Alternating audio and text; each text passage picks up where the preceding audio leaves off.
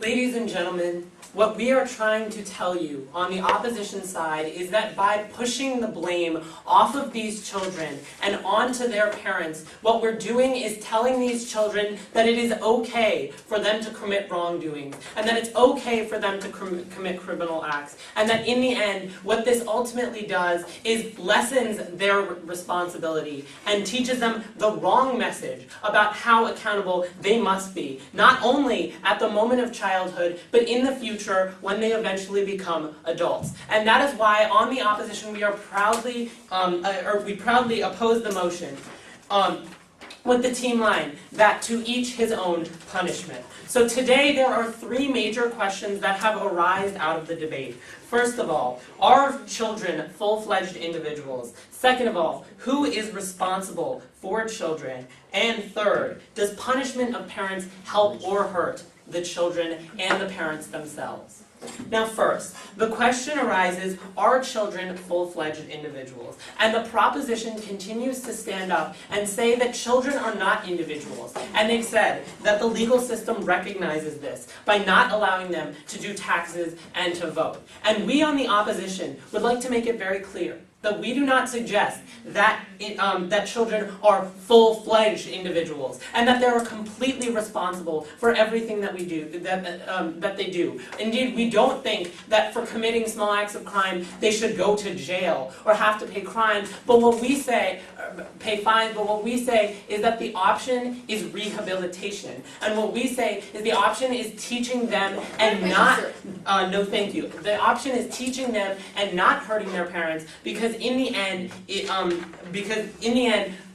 punishing the parent harms the child and the parent. Now, so in the end, we see that children have the ability to make their own decisions. The proposition brought up this idea of if Jake were to murder Team Korea, then John would be responsible. However, what we need to recognize is that Jake fully has the ability to make his own decisions, and that he is an individual and chose on his own to harm Team Korea, and that punishing John for Jake's actions would actually go against what they're trying to do and harm the children and the parents in the end. So then we need to move on to the second question. Who is responsible for the children? And this, ladies and gentlemen, is one of the biggest questions of today's round.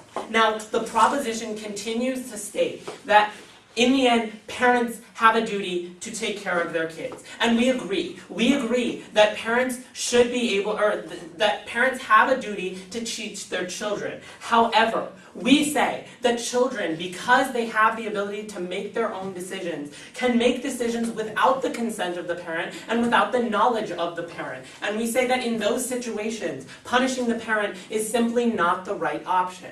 We say that in the example that the proposition brought up about truancy, where they punished people, where they punished parents for truancy, what we say is that parents do not have the ability to sit with their kids 100% of the time throughout the entire school day, and thus it's ridiculous to say that parents should be punished because their kids are skipping school. Because there are many instances where regardless of how hard the parents try, the kids will not listen. Yes?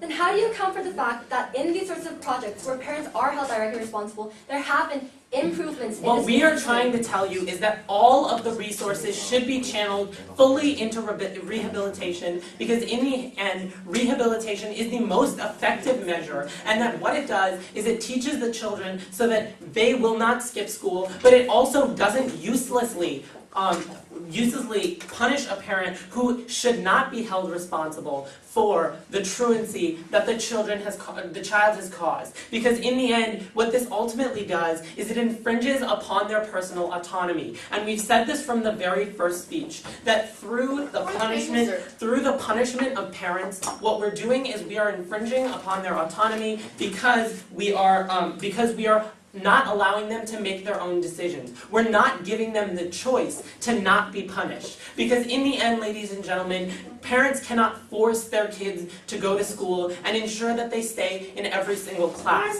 Parents cannot sleep with their kids 24/7 to make sure that they don't sneak out in the middle of the night and do drugs. Parents cannot ensure and keep an eye on their children 24/7 to ensure that they're not walking around the streets and selling themselves through prostitution. The fact is, ladies and gentlemen, that the people who are responsible for children are themselves. No, thank you. And that comes to the final question. Does punishment of parents help or hurt the children and the parents? And the answer is that it hurts both of these situations. Because as we told you from the beginning of the debate, when we punish the parents, what we do is we instill an idea in the children that their actions, they do not have to be accountable for the actions that they take. What we're telling them is that their parents will take the load and that they don't have to worry about what they're doing. No, thank you. What we're telling them is that in the end, they don't have to worry about responsibility. And this has a major harmful effect. And that's that, ladies and gentlemen, once they turn 18, they become full-fledged legal adults and they are responsible for every single action that they take. And we say that in childhood, they should be responsible as well to lead up to that point. Yeah. If we're giving them rehabilitation and education, then we are telling them that they're responsible, but we're also adding the safeguard that their parents will also tell them that by punishing them. Right, ladies and gentlemen, but what we've told you throughout this entire debate is that punishing the parents is harmful, because what you're doing is you are actively infringing upon the parents' personal autonomy, because what you're telling them is that regardless of whether or not they've been a perfect parent and they've done everything right and their children doesn't listen to them, that they are still at fault. We've examined many situations. Most parents throughout the world are indeed very responsible people, but the fact is that children don't listen to their parents all the time. We have teenage rebellious stages. We have many areas where children just don't listen to their parents, regardless of the messages or lessons that their parents send. And thus, by punishing the parents, what we're doing is we're shifting the liability to them and infringing upon their personal autonomy. We are punishing them for the mistakes that they did not commit, and we are infringing upon their personal choice to not be punished. What we're saying in the end, ladies and gentlemen, is that it's not fair to punish the parents, because in the end, the parents cannot control all of their children's actions. And we've told you this from the very first speech. We've told you that children make decisions on their own and often don't listen to their parents, regardless of the messages that their parents send. And thus, as a result, by punishing the parents, all we are doing is infringing upon their autonomy and sending the wrong message. We believe that rather than clogging up the system by trying to punish parents and funneling resources into those areas, we should be shifting all of our resources into rehabilitation, because that is the most effective measure. So what have we told you today?